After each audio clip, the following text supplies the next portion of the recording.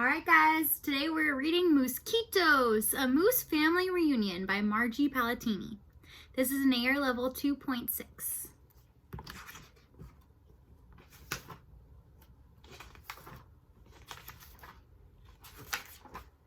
Moose was feeling a mite melancholy, a bit blue, sort of sad. He was missing his big moosey family. Why, he hadn't seen them in years. Looking at old family photos was almost bringing him to tears. Moose missed being together, making memories, enjoying good times. He even missed grumpy Uncle Harry and Cousin Curly's bad jokes. Aunt Lurlene's bad cooking. Moose sighed. Gosh, how he longed to see all the folks.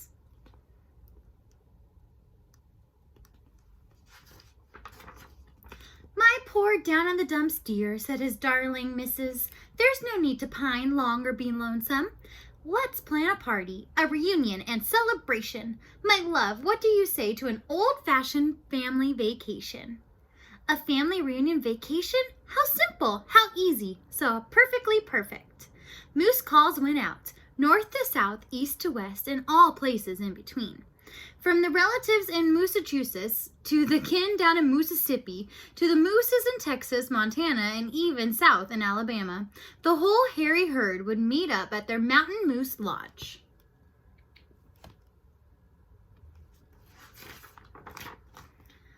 A big family reunion vacation. Moose's mustache curled in anticipation.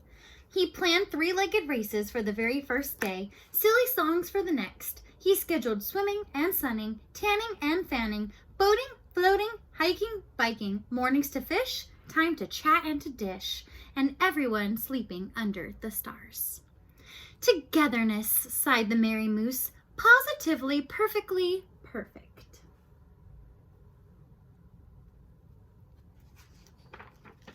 With calendars marked with an X and watches synchronized to the second, mooses from coast to coast loaded up cars, packed vans, and stuffed trucks. Toot, toot, honk, honk, lots of goodbye waves, and off they went. Caravans chugged up the hills, slid down dales, snaked through tunnels, crossed bridges, rivers, this way, that way, left, right, right, to the tippy top of the mountain and Moose Lodge.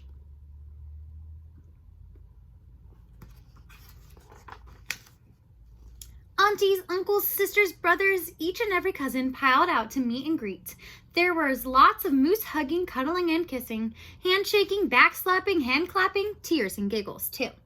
It was just as Moose had hoped and planned.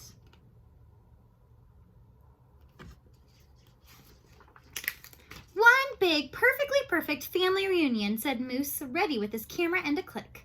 All together again. Now everyone say cheese. Achoo!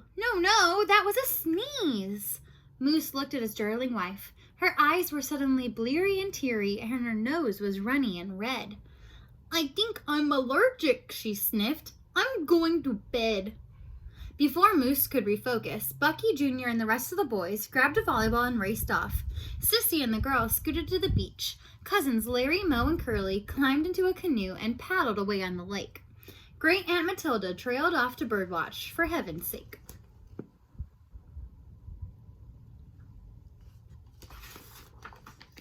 The kin from Montana vamoosed and went for a hike. Great-great-granny toddled off on her bike. Then cousins from Texas got ornery and started to squabble. The four sisters from Mississippi got into a tiff.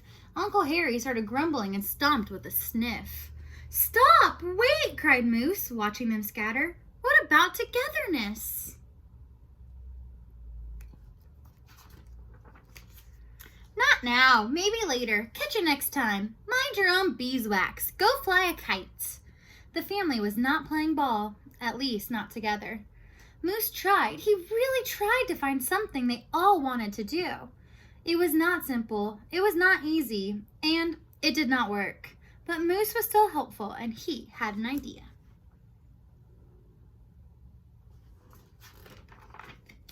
The next evening, as daylight faded, the stars came out and everyone trailed back for dinner. Moose was ready and waiting. He had the campfire crackling, stew bubbling, potatoes roasting, marshmallows toasting. Moose got out his banjo and plucked and plinked a favorite sing-along tune. He strummed, he hummed, he sang, and he crooned. Nobody joined in. The kitties were whiny and cranky. The teens were tired and bored. Aunt Lurleen yawned. Mo and Larry sat back and snored. "Quiet," said Uncle Harry, shuffling off to bed. "But what about family togetherness?" Moose sighed sadly, eating a s'more all by his lonesome. As the last campfire flames flickered, the only sound Moose heard was a ribbit solo. And then, from somewhere in the dark, in the quiet, came a buzz, then a neh, and a neh, and a nizzn. "Ouch! Ooh! Ee! Ow! Ooh! Slap! Smack! Scratch! Scratch! Scratch!"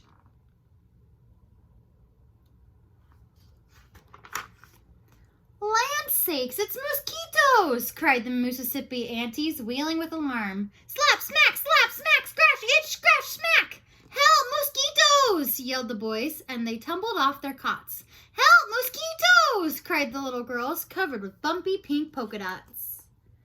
"It's mosquitoes," but they're calling them Moosekitos. Get it?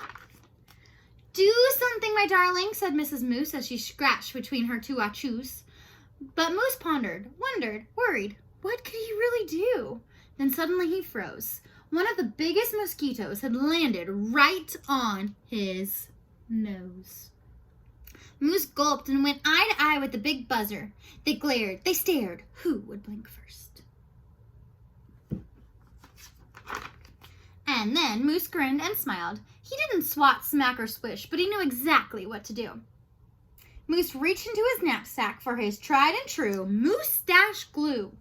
Moose ordered one and all to take a heaping hoofful of the white pasty glop. And then Tex lassoed some whiskers from the bottom, while the beehived aunties took hold from the top. Herded around in a circle, everyone took a share of moose hair. Why, even Uncle Harry took part. And with Moose's orchestration and a little humming and some dandy moosey's dosey-dos, together they all wove this way, then that way, up, down, front, and back. There was no need to worry, no need to fret. Thanks to Moose and his moustache, the family now had the world's biggest mosquito net. The glued brood was safe, sound, and snuggled all around with Moose smack dab in the middle. Oh yes, it was cramped, it was crowded, and Uncle Harry's snores were most definitely loud. Do you see them all in there? But they were together at last, as close as any family could be. Moose sighed. It was a perfectly perfect reunion, even if they did itch. The end.